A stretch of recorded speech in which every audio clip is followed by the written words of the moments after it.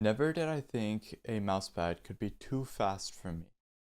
I've always pushed speed since first getting into glass pads, always chasing the next fastest pad, from the SkyPad 3.0 to the Wallhack SP004 to then the Beast. When first hearing about the entity, I was super excited to try it out. As an even faster and smoother version of the Beast, I thought it's something that I wanted from a mousepad. I thought there wasn't a limit to how fast a mousepad could be for me.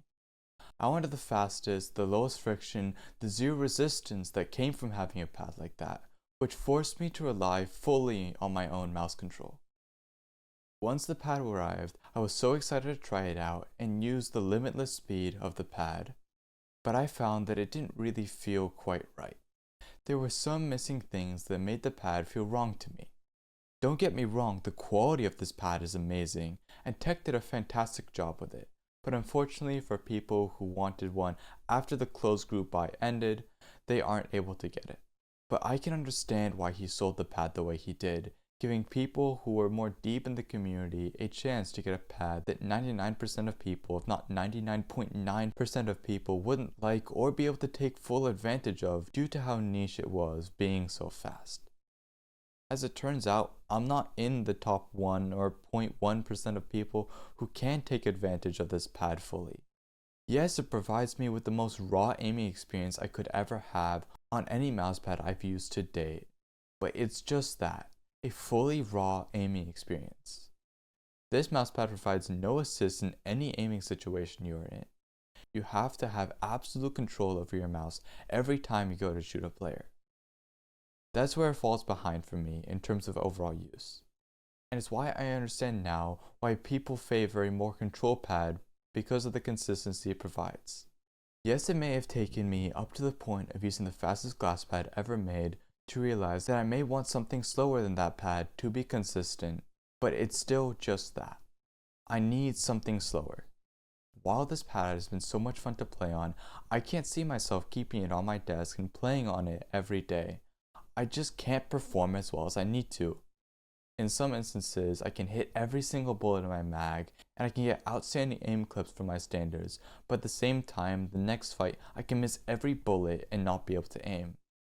This may be a pure skill issue, which it definitely is, but it's still just not something I want in a mousepad. As for the surface, being this smooth was a drawback.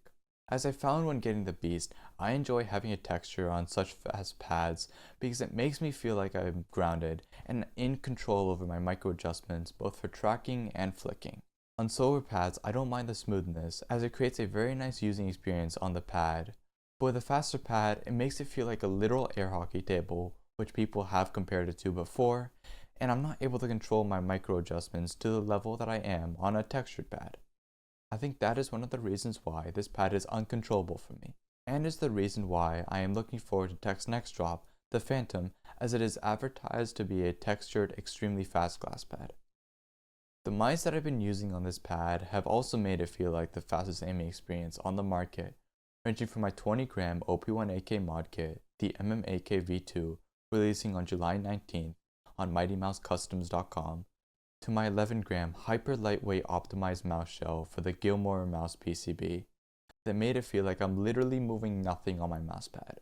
This is as close as I think I'll ever get to a pure aiming experience, and while it is very fun, it does have its drawbacks. Tracking on this pad is, as I mentioned above, very inconsistent. The ability to change directions very quickly are nice to have, as I was able to set my current high score on LDDH a full reactive scenario on Kovacs. But in every other situation, I found that most of the time, I won't be able to stay on target, having slight jitters in my aim that would prevent me from being smooth. Having added tactility to the pad, I think, would have helped me feel more grounded and in control over my movements, which would have fixed these aiming issues for me. Target switches did feel very nice on this pad, with a combination of the smoothness and lack of resistance made flicks very easy to hit.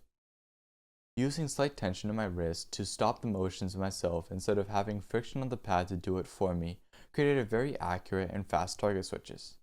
These are some of the nicest feeling target switching clips that I've ever hit, and I even surprised myself with some of them. All in all, this pad is very, very good. but I don't see myself keeping it or using it in the future. It definitely was an amazing experience to try out and play for a short period of time, but I feel like this pad isn't meant for me.